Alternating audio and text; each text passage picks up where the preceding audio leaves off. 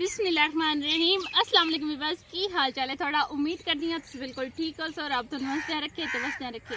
तुसीं वेंदे पे हो मेरा चैनल नूर फातिमा हैप्पी व्लॉग जिसनूं लाइक करो सबसक्राइब करो ते अच्छे अच्छे प्यारे प्यारे कमेंट कीते करो नाले मेरी वीडियो शेयर भी कीते करो बेल आइकन लाजमी प्रेस कीता करो कि सब तो पहले मेरी आने वाली वीडियो दा नोटिफिकेशन तुहाडे कोल आवे। तो शाम का टाइम है मैं आई डेरे ते माशाल्लाह इतना प्यारा खूबसूरत मौसम बनया खलोता ते हरियां भरियां फसलां ते बड़ा ही खूबसूरत लगता पाया व्यू तुसी चेक करो व्यू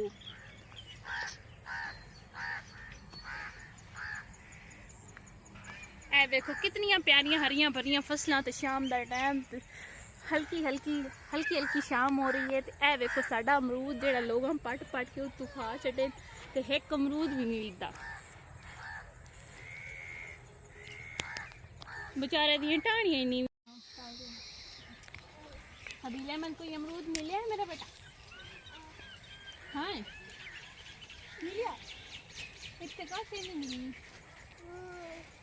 मूद छोटे छोटे मूद छोटे बाजी इधर तो कोई अमरूद कोई नहीं एक अमरूद मिलिया पता नहीं है तो मिठा कोई नहीं आ अगली साइड ते आ वेख किथे अगला अगला अगली टाणी ते हाँ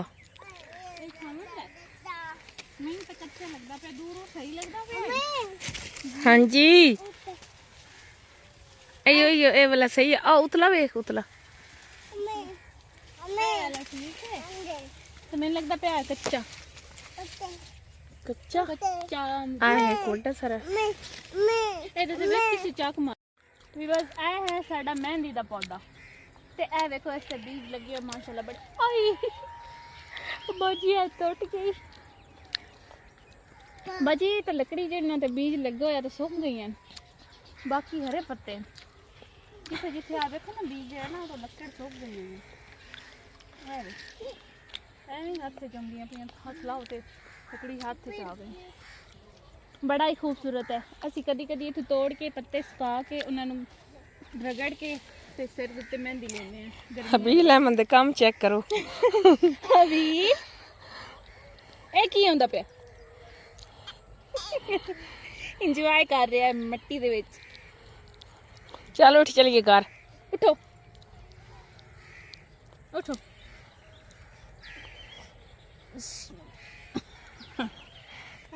चल नास के जा चा पापा बुलाइंदे पैन पापा सबर कर सबर मैं मंदी पे तेरे तक पूछ लेनी अभी लेमन दे काम चेक करो उठी उठ जा उठ जा उठ जा उठ जा है बाजी एक अमरूद मिल गया अमरूद बस रास्ते में ही उतर चढ़ना पड़ना बिल पे ना बाजी उत्ते तू चढ़ना हाँ काम चेक करो टिकटॉक स्टार दे बच्ची के काम चुंडा है पुनिया ना एक बार हेठा अभी ले मैं रुक जा मेरा बेटा पर आ जा है मैं तेरे वास्ते अमरूद खोना बूदी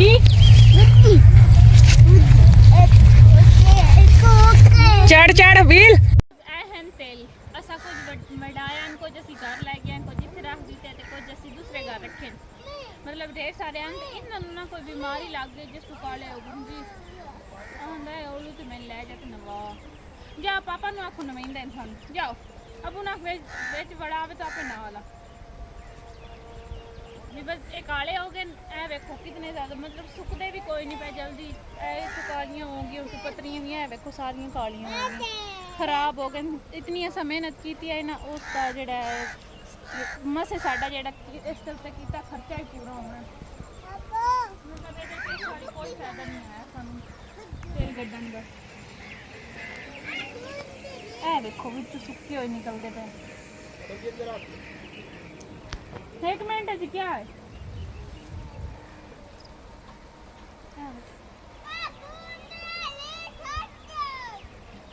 ਹਾਂਜੀ ਵੀਵਰਸ, ਅੱਜ ਦਾ ਸਾਡਾ ਵਲੌਗ ਹੋ ਗਿਆ ਕੰਪਲੀਟ ਤੇ ਇਨਸ਼ਾਅੱਲਾ ਸਵੇਰ ਨੈਕਸਟ ਵਲੌਗ ਦੇ ਵਿੱਚ ਮੁਲਾਕਾਤ ਹੋਸੀ ਤੁਹਾਡੇ ਨਾਲ। ਮੈਂ ਤੁਹਾਡੀ ਆਪਣੀ ਨੂਰ ਫਾਤਮਾ, ਤੁਸੀਂ ਵੇਖਦੇ ਪਏ ਹੋ ਮੇਰਾ ਚੈਨਲ ਨੂਰ ਫਾਤਮਾ ਹੈਪੀ ਵਲੌਗ, ਜਿਸ ਨੂੰ ਲਾਈਕ ਕਰੋ, ਸਬਸਕ੍ਰਾਈਬ ਕਰੋ ਤੇ ਅੱਛੇ ਪਿਆਰੇ ਕਮੈਂਟ ਕਰੋ। Thank you so much.